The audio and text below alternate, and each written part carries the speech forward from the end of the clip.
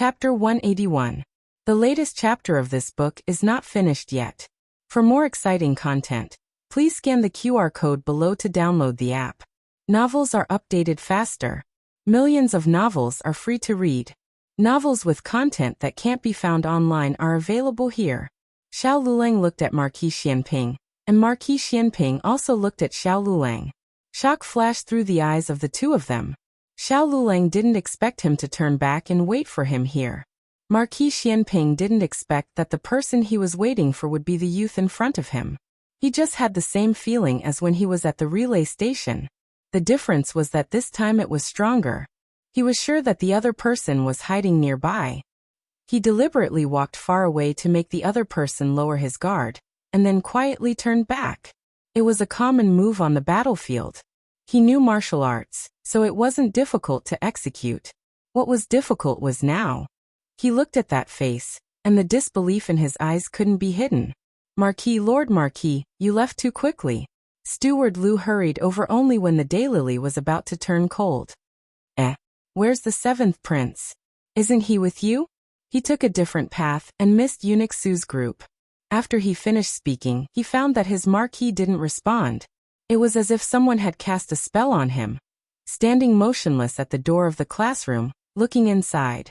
He walked over strangely and also looked inside the classroom. He didn't know if he didn't look, but when he looked he was shocked. His eyes widened. Young master? Zheng Sai had just chased after Marquis Xianping, but Marquis Xianping quickly turned back. He was so fast that Zheng Sai almost couldn't catch up. He was a bit confused by this young master. What's the situation? Not only did Marquis Xianping come, but his young master also came?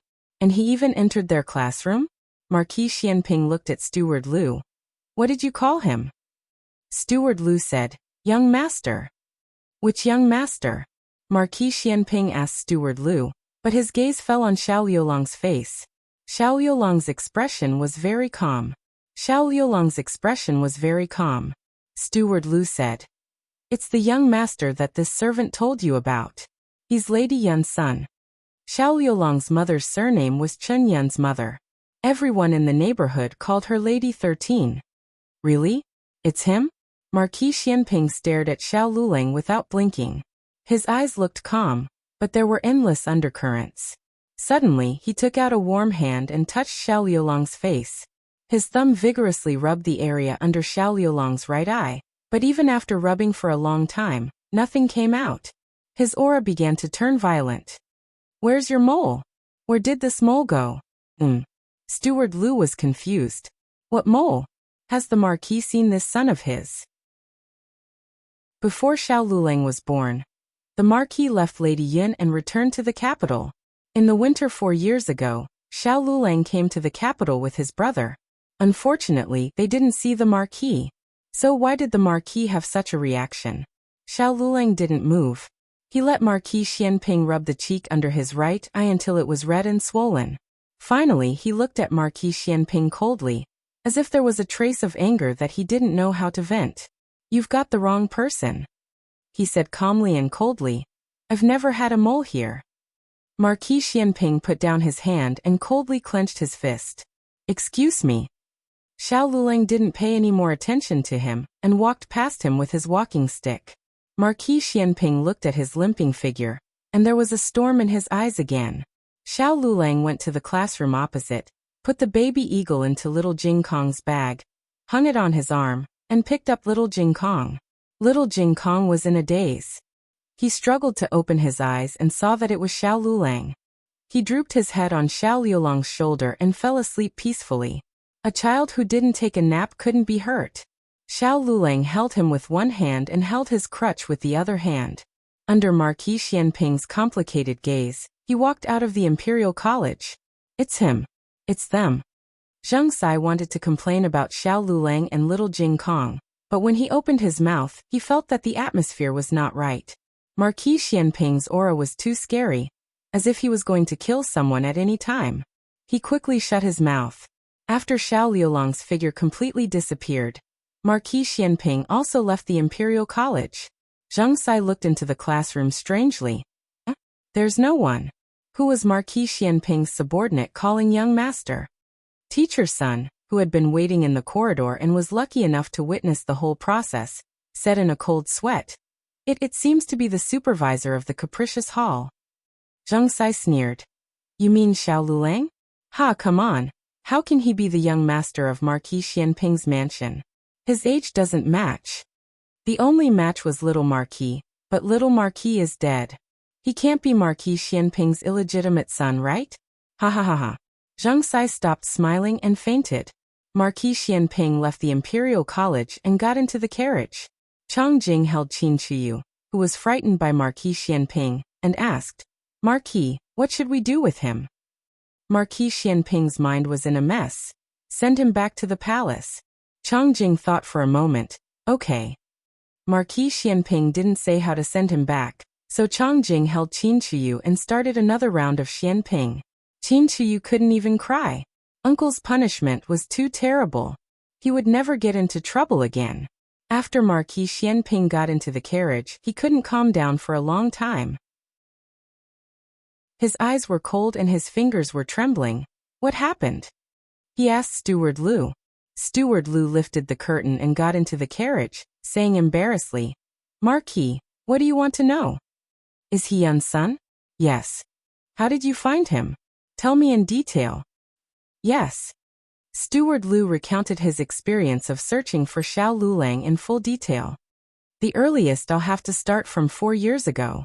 Xiao Lulang and his brother came to the capital to meet Marquis Xianping. At first he didn't say who he was.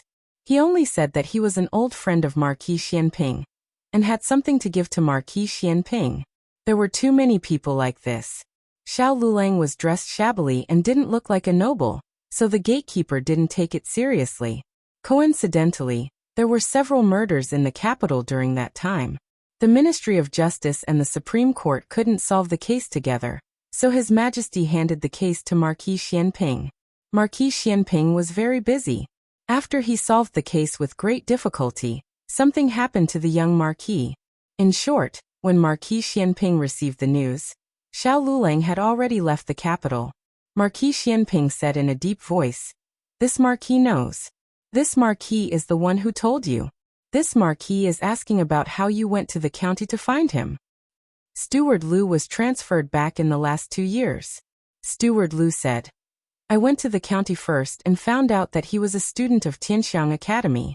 So I went to the academy to find him, but he didn't admit it. I didn't give up. After that cough, I thought of another way.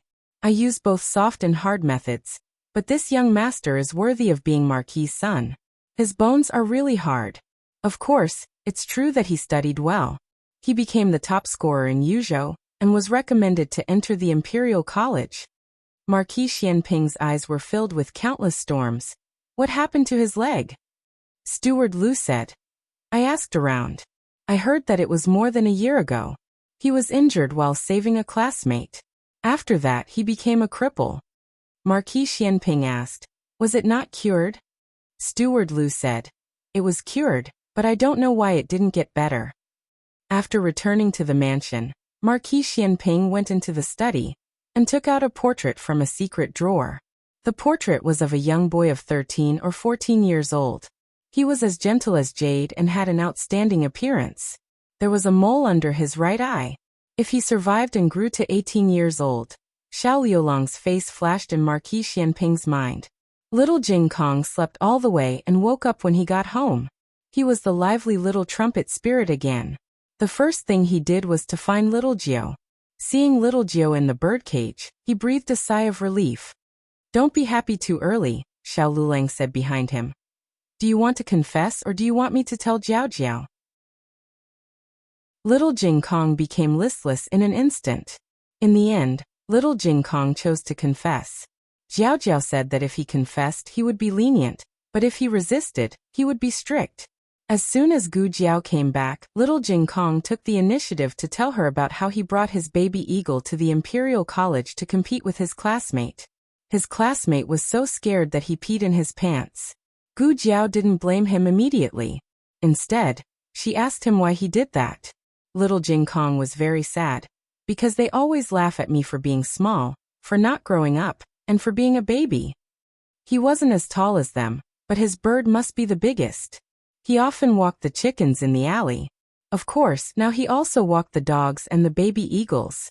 He had seen many grandpas who walked their birds. Their birds weren't even as big as his little Gio. It turned out that he did it for the bird competition. He didn't mean to scare his classmate. But why did he pee in his pants? Little Jing Kong was puzzled. Following the adult's confusing behavior, there was another child's confusing behavior in Little Clear Sky's knowledge blind spot. Gu Jiao almost choked. Even a 1.5-year-old Gohua knew this. Little Jing Kong grew up in the mountains, so he had never heard of such a down-to-earth term. Gu Jiao didn't explain this term to him in the end. She touched his little head and said, "How are the results of those who laugh at you? Can they get an A grade every time?" Little Jing Kong curled his lips and said proudly, "Of course not. They always make mistakes. I'm the only one who gets everything right." Gu Jiao said softly, "Isn't that right? They can make mistakes when answering questions, so what they say might not be right. They said that you won't grow tall, but they were wrong. You're still young now. When you grow up, you'll definitely grow tall, taller than them." Little Jing Kong thought about it seriously, and was successfully convinced by Gu Jiao. If he could study so well, there was no reason that he couldn't grow tall. Little Jing Kong regained his confidence in life. He was a little Jing Kong full of fighting spirit again. Gu Jiao said again, "Did you do anything wrong?" "Yes," Little Jing Kong said honestly.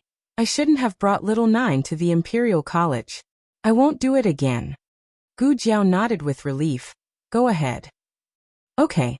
Little Jing Kong turned around and left with the baby eagle in his arms. As soon as he entered the hall, he poked his head out again. But why did he take off his pants? Gu Jiao was speechless. The old chancellor went out. Gu Jiao made dinner. Xiao Luleng came in to add firewood as usual. Gu Jiao felt that something was wrong with him. Gu Jiao made his favorite crispy meat recently, but he ate half a bowl of rice less than usual. After dinner, he checked Little Jing Kong's homework as usual. Little Jing Kong went to check his two brothers' homework. He went back to his room to study, but he didn't open his book for a long time. Gu Jiao knocked on the door. "It's me." The door was ajar. Xiao Luleng paused, turned the book upside down on the table, and said to the door, "Come in." Gu Jiao pushed the door open and came in with a bowl of lotus seed soup. She put it on the table. "I just made it. Try it while it's still hot." Xiao Luleng looked at her little hands that shouldn't have suffered so much. He sighed. "Why did you make food again?" "You didn't eat much for dinner," Gu Jiao said. Xiao Luleng looked down. Gu Jiao sat down on the chair opposite him. The dim candlelight fell on his jade-like handsome face. His eyelashes were long and slender, casting a trembling shadow on both sides of his nose. Gu Jiao looked at him with her chin in her hands. "Aren't you going to eat?" Xiao Luleng didn't have an appetite, but he still picked up the spoon and tasted it. It was very sweet. Even his heart didn't seem to be so bitter. Xiao Luleng slowly finished the bowl of lotus seed soup and looked up at her. She was also looking at him. She was above board. She didn't seem embarrassed when he caught her. Her eyes seemed to have stars, shining brightly. Xiao Luleng's heart seemed to be slowly filled with something, and the unpleasant emotions were forcefully squeezed out. He took the lead to look away, cleared his throat, and said, "I'll go wash the dishes." "No, I'll do it." Gu Jiao stood up and took the bowl before him. "You should prepare for the spring examination. I still want to be a tribute scholar's wife." "Oh." Xiao Luleng was disappointed. Just a tribute scholar's wife? Above the tribute scholar, there was the Jinsher, and after the Jinsher, there was still the Zhuangyuan Tanhua and Tanhua. But that title Luleng, Sundara said, "And you're calling me a wife?" "Gu Jiao, are you calling me?" Did he say it aloud? Xiao Luleng was flustered. "No, Gu Jiao looked back and smiled. "Hey! The latest chapter of this book is not finished yet. For more exciting content, please scan the QR code below to download the app. Novels are updated at a faster rate. Millions of novels are free to read. Novels with connotations that can't be found online are all available here. https://www.zhhbqg com/89642_896422826/114104477. HTML Genius remembered the website address in 1 second. www.zhhbqg.com Bikuga mobile reading website. zhhbqg.com. Chapter 182. The latest chapter of this book is not finished yet. For more exciting content, please scan the QR code below to download the app. The novel was updated at a faster rate. Millions of novels were free to read. All the novels that could not be found online were available here. Xiao Lulang wished he could find a hole to hide in. Gu Jiao left in a good mood and hummed a tune while washing the dishes. The next day, Xiao Lulang and little Jing Kong went to the Imperial College. Gu Xiaoshan ate quickly while Gu Yan ate very little. They had already taken their school bags and left. Xiao Lulang didn't take the expulsion document written by Zheng Sai to heart at all. He was too familiar with the rules of the directorate. Zheng Sai's method could fool others but not him. A real expulsion document must have the chancellor's signature and seal. It was worth mentioning that after Zheng Sai bullied students and bribed the account books, his chancellor's signature was taken away by the emperor. Zheng Sai's real plan was to scare Xiao Lulang and let Xiao Lulang and little Jing Kong leave on their own. Then he would report that they had voluntarily withdrawn from school. Xiao Lulang sent little Jing Kong to the door of the elementary school. "Don't cause any more trouble today." Little Jing Kong rolled his eyes. "Then can I do it tomorrow?" Xiao Lulang. The older he got, the more troublesome he became, right? "Go to class," Xiao Lulang said sternly. "Oh." Little Jing Kong hugged his bag of books and walked away slowly. "Wait." Xiao Lulang stopped him. "Hand over the stone in your pocket," Little Jing Kong said seriously. "Little stone said it wants to go to class today."